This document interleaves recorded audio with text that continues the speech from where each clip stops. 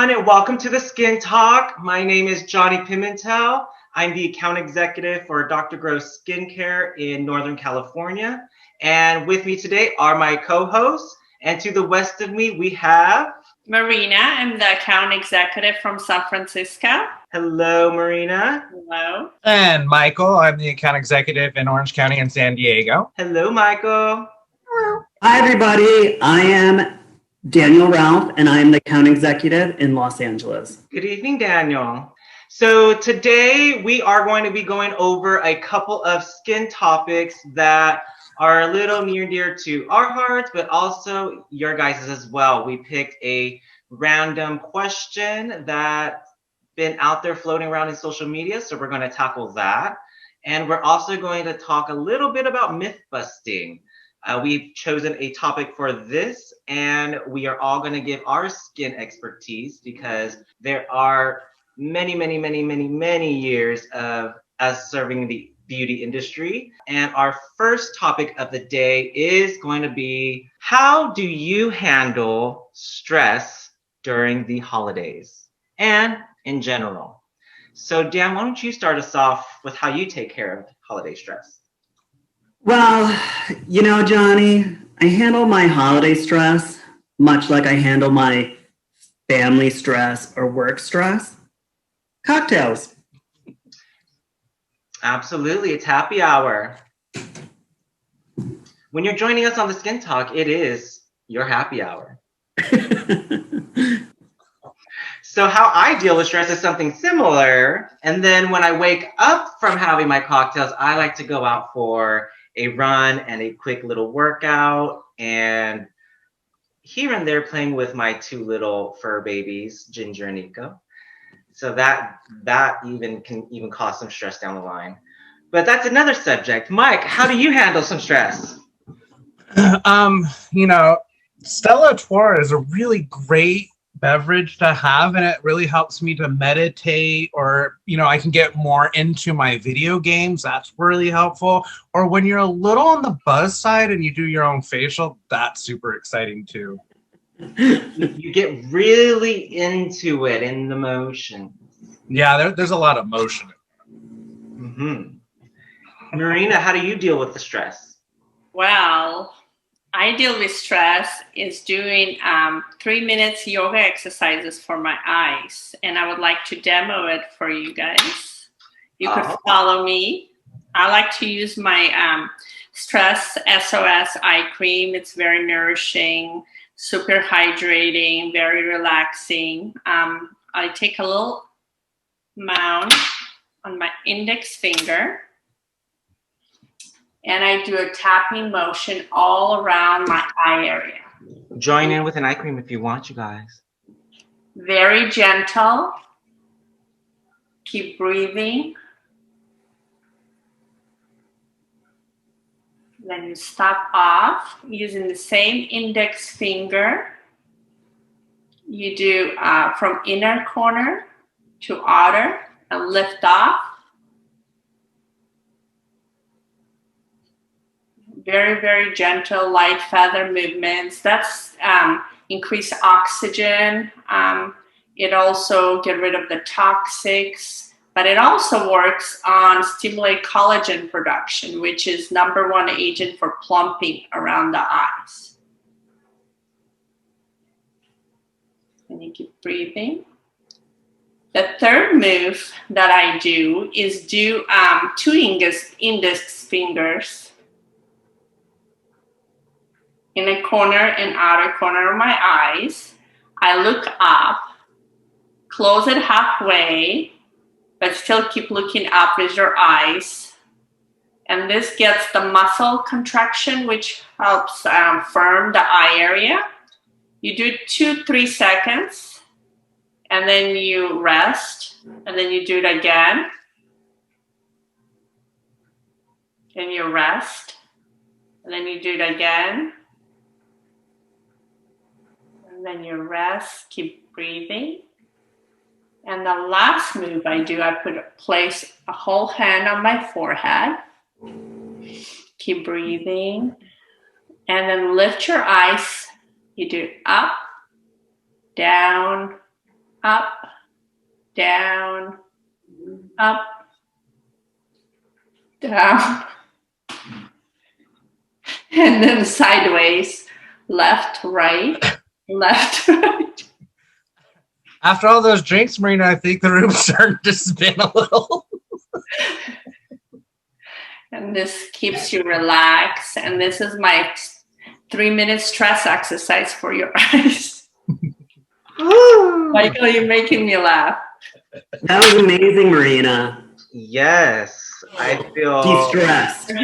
de-stressed and ready to take on the rest of the evening. My eyes, thank you. Yes, thank Now, you. will that keep the filler away? Yes, definitely. And prolongs it too, if you do get it done. Good to know. If you do.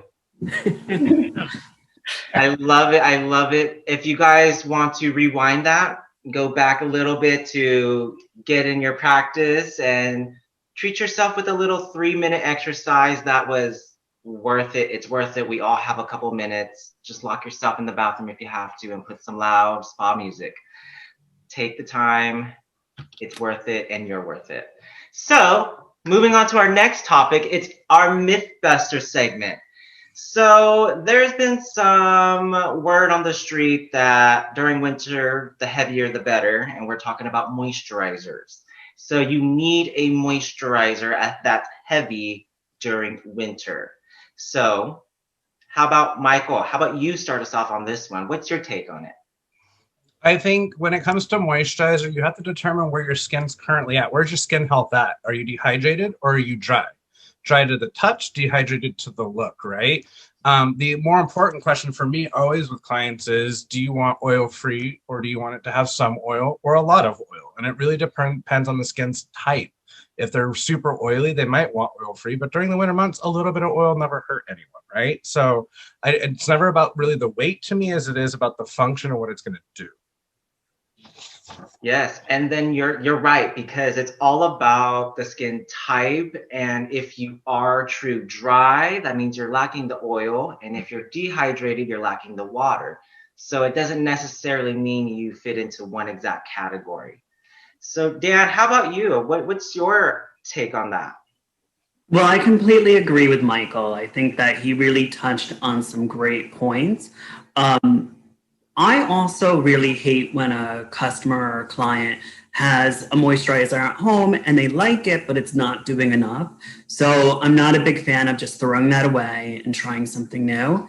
Add in a hydrating serum. As simple as, just something really nice and light, not too oily, not too heavy. And then that way it's penetrating deeper and you're not spending and wasting money and you have multiple moisturizers. So that would be my suggestion. That's a great one. And we do have one that I personally use, which is the hydration booster. And that's a whole topic we could talk about next time around. Marina, what do you think about this little myth busting segment? Well, I also agree that, you shouldn't throw away your favorite moisturizer, but add a booster hyaluronic serum. Or, what I find and I see in the skin, clients don't exfoliate enough and they need to slough off the dead skin. So I would suggest to do a peel first and then use the moisturizer that you currently use. Yes, and I love using this analogy. You can't water grass with leaves all over it. So you got to rake those leaves, then you can water the grass. So same concept with our skin, everyone. You want to exfoliate the dead skin cells so that your favorite product, moisturizer, will be able to seep into the skin a lot better. So it is about weather change. You may have one that is for spring and summer. You may have one for fall and winter, or you just might have that one go-to, and that's great. But then add in the hydrating booster or a serum, just like Dan mentioned, and I think that will definitely help. And you don't necessarily need to have the heaviest moisturizer during winter. In our opinion, that's, if anything, may cause some other concerns down the road with that. Girl, you're gonna break out. Yeah, that can happen. So now we have our Ask the Table question. So this is a question that has come from social media itself. So today from Instagram, we have @Nick from Colorado asking, is it safe to do the peel pads in the same night you use retinol? Marina, what's your take? Well, it all depends on what ingredients percentage that the customer use of acid and retinol. And it depends on your skin type as well. I like to use peel pads in the morning, and I use a retinol fullerenic pads at nighttime. I feel normal. My skin, I have a rosacea sensitive skin. I don't peel, or it gives me a healthy glow in the morning. So I would totally try both. And you mentioned rosacea, Marina. What strength of the daily peel do you use? It's a combination of different acids by Dr. Dennis Gross that is gentle enough, but it really works effective for my skin type. And I use extreme pads. Perfect. So that goes to show you guys, even if you do have rosacea or skin sensitivity, you don't necessarily have to stay in the ultra gentle or being in the most sensitive. It's all about balancing the skin and knowing your skin tolerance. So if you want to start at ultra gentle, just a tippy toe in, I recommend that. But that just goes to show that you don't have to stay in ultra gentle. So thank you, Marina. Now, Dan, how about you? So, short answer is yes. I think it's completely fine. But, a lot of our clients are very passive in their skincare. And I think that they have to be their own patient advocate. So they have to be aware of what they're using. I would definitely recommend a time release formula of retinol. There's a lot of products out there that are very aggressive and they're hitting the skin and you're getting that full potency where you would want to use something time released. So yeah, I think it's completely fine, but you want to make sure that you're not using an overly aggressive product with a peel. Yes, strongly agree with that. And everybody, don't forget to use your SPF. To continue your results, you really want to have that great physical SPF, and that's going to be a whole nother topic too. Mike, why don't you round us out with your opinion on this? I think whenever I get this kind of question, I always have more questions to ask. So I think there's a little bit more information needed, like what retinol you plan on using, what peel exfoliant do you plan on using, and do those acids actually go well together? But typically I do my exfoliation in the daytime because you want to put your best face forward. And at nighttime, I use it to repair and heal the skin. So like retinols or anything with like cucumber in it is really good with that. But to Dan's point, a time release retinol is probably your safest bet, no matter what you're using, because it creates a barrier of safety for your skin health. That is amazing information from everybody on this panel, and I agree with everyone. And it just works on your skin at the end of the day, what is going to work for you. Don't go in thinking, I read this at a magazine, so I'm just going to go in full force. When introducing, you want to just tippy toe. Don't go all in. You want to, if it's new, you want to walk in and not start off running. So thank you guys for that information. And thank you @Nick Rasco for that question. And for submitting a question from our iPeel profiles that we generate these questions from. Nick is going to be receiving a DG swag bag, and that will be off in the mail shortly. So, yay, Nick.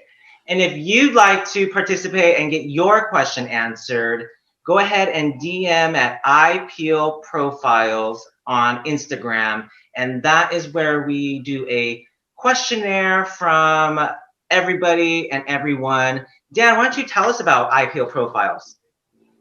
Yeah, so I created this Instagram account because I love people, and I have loads of questions for everybody I meet. So I don't know if some of you ever read Vanity Fair, but in the back of Vanity Fair, they do what's called Proust questions. And it was I think a Victorian era game where you just ask people all these different questions. And so I developed this short little list, and it's a great insight into Dr. Gross lovers' heads. And enthusiasts all around. So thank you for introducing IPO profiles. Thank you, Nick. And thank you to my amazing California panel. You guys are always amazing. Until next time. Thank you. Bye.